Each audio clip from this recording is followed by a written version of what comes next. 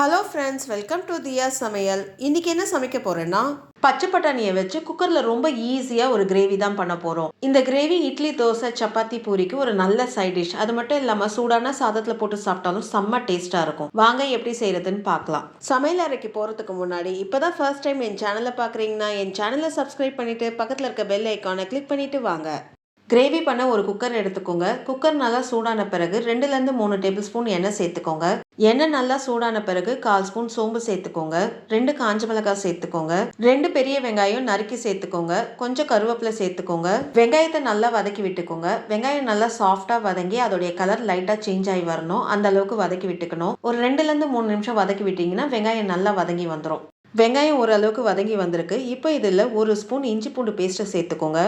இஞ்சி பூண்டோடைய பச்சை வாசனை போகிற அளவுக்கு வதக்கி விட்டுக்கணும். இஞ்சி பூண்டோடைய பச்சை வாசனை போகிறதுக்கும் இந்த வெங்காயம் இன்னும் நல்லா வதங்கி வரதுக்கும் கரெக்டாக இருக்கும்.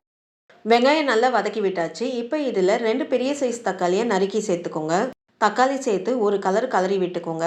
வெங்காயம் தக்காளியும் ஈக்குவலாக சேர்த்துக்கோங்க. அப்போ தான் கிரேவி நிறைய கிடைக்கும், டேஸ்ட்டும் ரொம்ப நல்லா இருக்கும். தக்காளி சேர்த்து ஒரு 15 செகண்ட் கிளறி விட்டாச்சு. இப்போ ட்ரை மசாலா சேர்த்துக்கலாம். 1/4 ஸ்பூன் மஞ்சப்பொடி சேர்த்துக்கோங்க. 1 ஸ்பூன் வெறும் மிளகாத்தூள் நல்ல கோபுரம் மாதிரி எடுத்து சேர்த்துக்கோங்க. 1 ஸ்பூன் தனியாத்தூள் நல்ல கோபுரம் மாதிரி எடுத்து சேர்த்துக்கோங்க. தேவையான அளவு உப்பு சேர்த்துக்கோங்க. ட்ரை மசாலா சேர்த்து ஒரு 1லேருந்து 2 நிமிஷம் கொஞ்சம் விட்டு நல்லா கிளறி விட்டுக்கோங்க.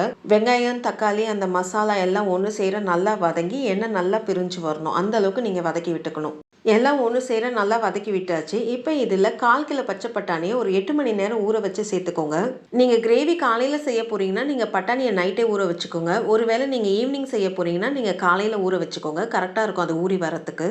பட்டாணி மசாலா எல்லாம் ஒன்று சேர நல்லா கிளறி விட்டுக்கோங்க. நீங்கள் ஒரு நிமிஷம் கிளறி விட்டுட்டா போதும்.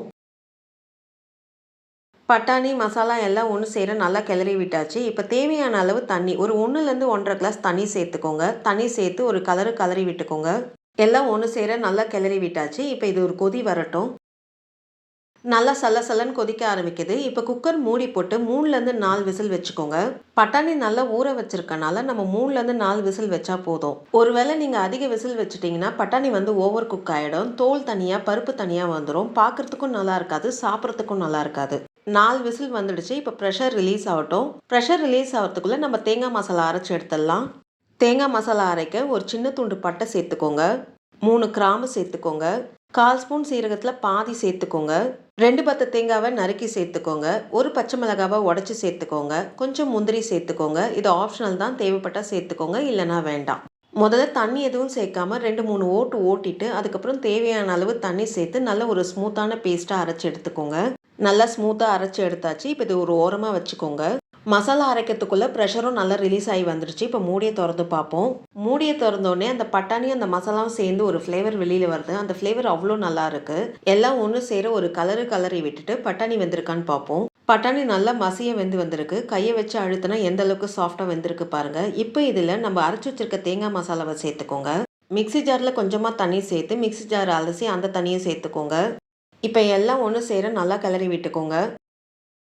எல்லாம் ஒன்று சேர நல்லா கிளறி விட்டாச்சு. இப்போ 2லேருந்து 3 நிமிஷம் எல்லாம் ஒன்று சேர நல்லா கொதிக்க விடலாம்.